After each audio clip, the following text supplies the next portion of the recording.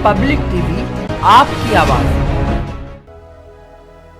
अपने विवादित बयानों के चलते सुर्खियों में रहने वाले संभल से सांसद डॉक्टर शफीकुर रहमान बर्क ने आज फिर से मुरादाबाद में एक विवादित और भड़काऊ बयान देते हुए केंद्र की भाजपा सरकार को देश के मुसलमानों की जनसंख्या बताई है।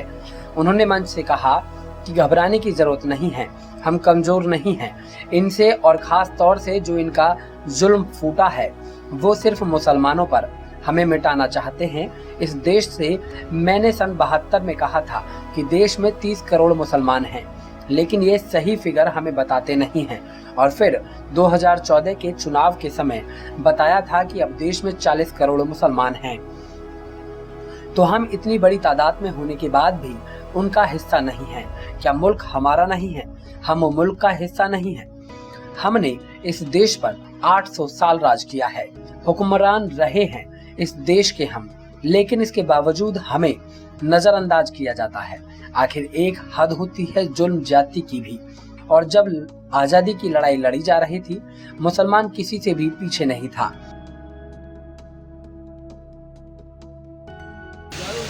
उजालों से जरा कह दो न इतना है, सहर के बाद अंधेरा जरूर होता है।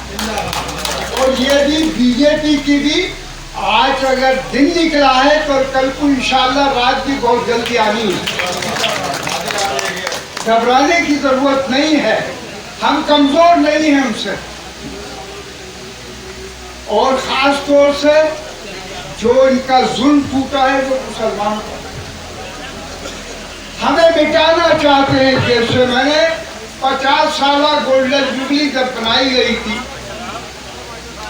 सन 72 में गालिबन, तब मैंने कहा था कि उस वक्त मेरे अल्फाज ये हैं कि 30 करोड़ मुस्लिम लिव इन इंडिया। उस वक्त मैंने कहा था 30 करोड़ मुसलमान हिंदुस्तान में हैं। जी हाँ, लेकिन ये सही फिगर हमें बताते नहीं, सेंसस करने के बाद में भी सही फिगर नहीं बताते। फिर मैंने ये सन 14 से इलेक्शन से पहले उसमें कहा मैंने क्या 40 करोड़ हो गए। तो हम इतनी बड़ी तादाद में होते हुए क्या हम मुल्क का हिस्सा नहीं? मुल्क क्या हमारा नहीं है? हमने इस मुल्क पर 700-800 साल पुरानी की है, हुक्मरान रहे हैं इस देश के हम, लेकिन इसके बावजूद हमें नजरअंदाज किया जाता है। कोई आखिर कोई हद होती है जुल्म की, जाति की भी। हम क्या जुल्म कर रहे हैं? जब हिंदुस्तान की आज़ादी की जंग आज़ादी लड़ी जा रही थी तो मुसलमान खुदा के फल से किसी के से पीछे नहीं था। मैं जिम्मेदारी से कर सकता हूँ कि मुसलमान ने जो रोल अदा किया, फांसी के फंदों को छूमा, हमारे उलमा तक जेलों में गए और फांसी पे भी लटकाए गए, और सीनों पर हमने गोलियां भी खाई, और ये हिंदुस्तान को हमने आज़ाद कराया। तो हमारा कोई हिस्सा नहीं, ये तुम्हारा धोखा है।